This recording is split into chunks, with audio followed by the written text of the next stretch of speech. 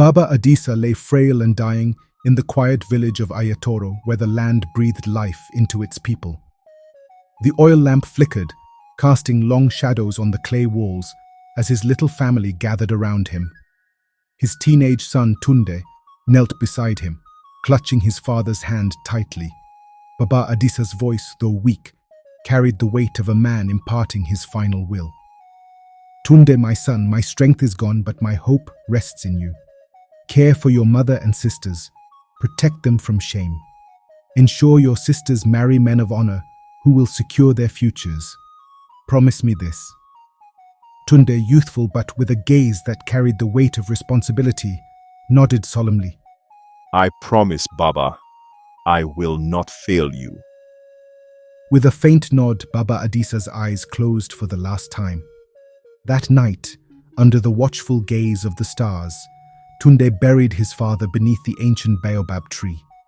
The promise he made would shape his life. Years passed, and Tunde became the backbone of his family.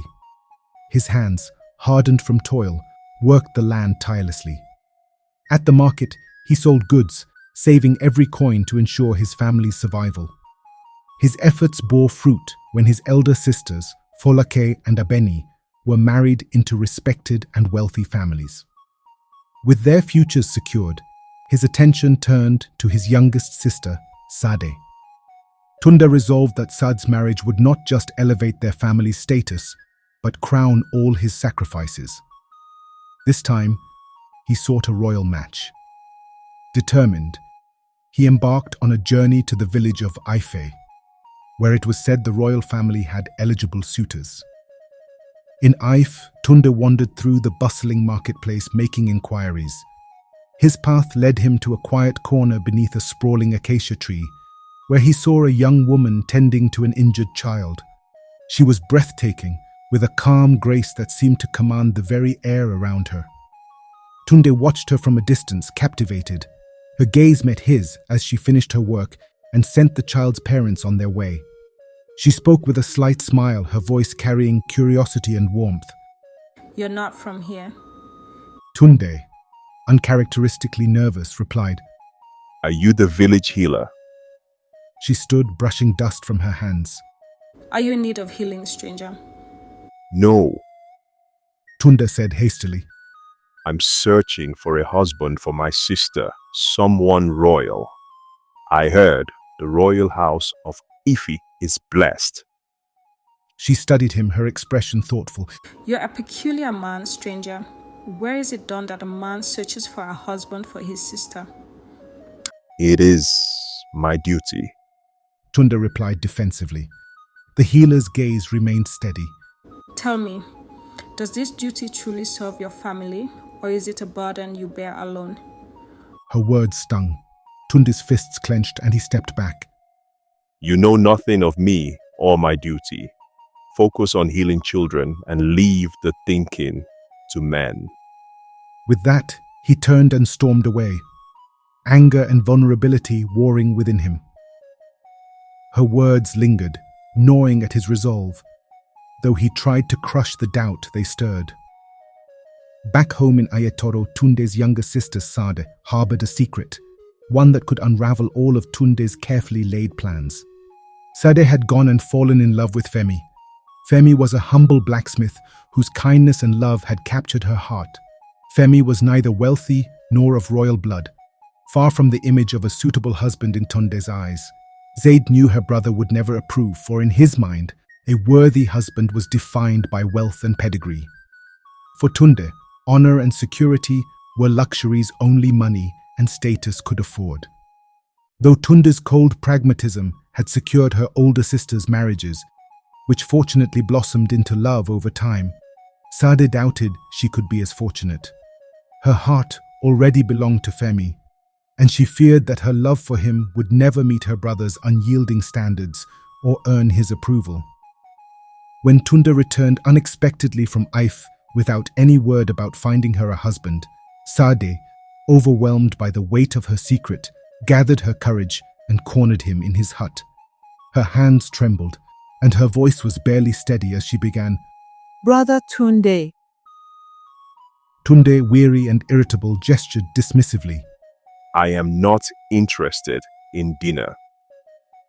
Said's voice faltered, but her desperation gave her strength. There is someone I love and wish to marry. His name is Femi. He is not wealthy, but his heart is pure.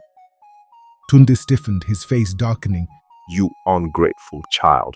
You would throw away everything I've worked for. Baba's wishes. All for what? Love? Can this love feed a family?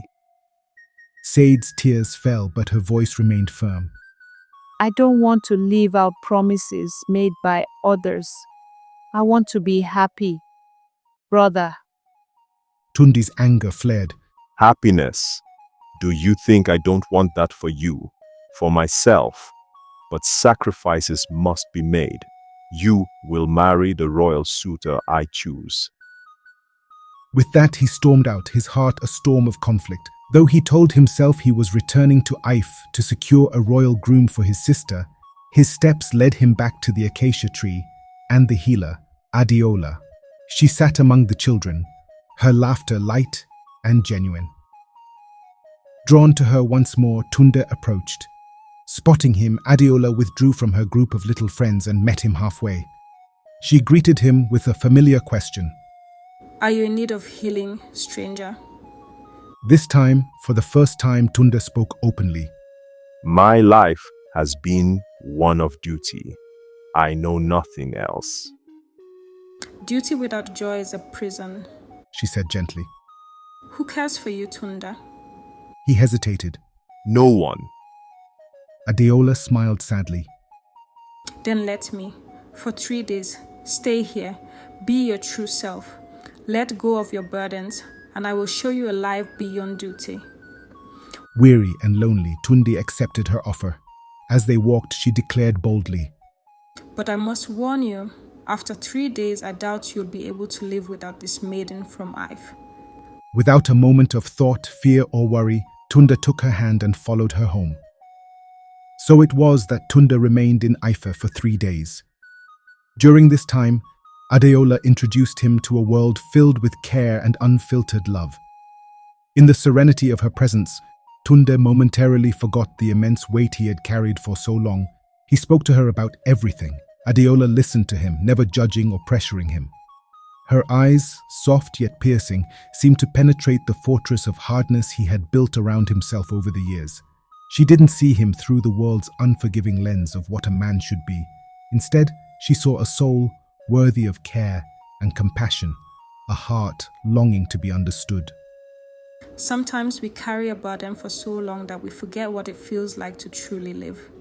Adeola said softly on the first night as Tunde shared his struggles. But remember, Tunde, you have a choice.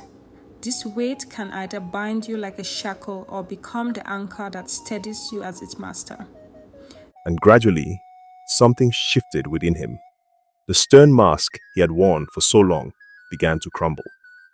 At first, it was just a faint smile, then a soft chuckle, and finally, a deep, heartfelt laugh that startled even him, as if he was rediscovering the forgotten joy of being light-hearted. He began to dream again, not of duty-bound obligations, but of a life beyond the weight of responsibility. A life where love and happiness were no longer distant, elusive ideals to be bartered or controlled, but treasures to be embraced freely. As he spent more time with Adeola, he began to uncover what had remained hidden from him for so long. He wasn't merely drawn to her wisdom, her kindness, or her understanding. He was falling for her. It was a quiet, undeniable awakening, like the soft murmur of a breeze stirring the stillness of the leaves. Slowly, the fortress he had built around his heart dissolved entirely, leaving him exposed to an unfamiliar yet intoxicating sensation. For the first time in years, he allowed himself to feel something that was solely his: desire. On the third night, beneath a moonlit sky, Tunde whispered, Marry me. Adeola smiled teasingly. You came to find your sister a husband, not yourself a wife. I've found a husband for Said, but you're the greatest treasure I've discovered. Tell me what it will take to make you mine, and I'll do it, whatever it is." Adeola laughed. Love isn't a market bargain, Tunde. Bowing his head, he replied, "I know, but I love you too much not to try." Her expression softened. Now that's all you had to say. I love you too, Tunde, and yes, I will marry you. She said, embracing him. Reluctantly, Tunde returned home to give his blessing to Sade and Femi. Secretly, he offered Femi cowries to expand his business, ensuring their stability. With his sister's future secure, Tunde returned to Ife. As his kinsmen accompanied him to meet Adeola's family, they were led to the royal palace. His uncle, awestruck, exclaimed, "You didn't tell us she was of royal blood." Tunde, stunned, was about to deny it when Adeola appeared, regal and radiant, her family beside her. The king himself greeted them warmly. "Tunde, at last, you've come. My daughter hasn't given us a moment's peace since meeting you." And so the story spread of how a humble farmer seeking a royal husband for his sister captured the heart of the princess of Ife and found love beyond duty.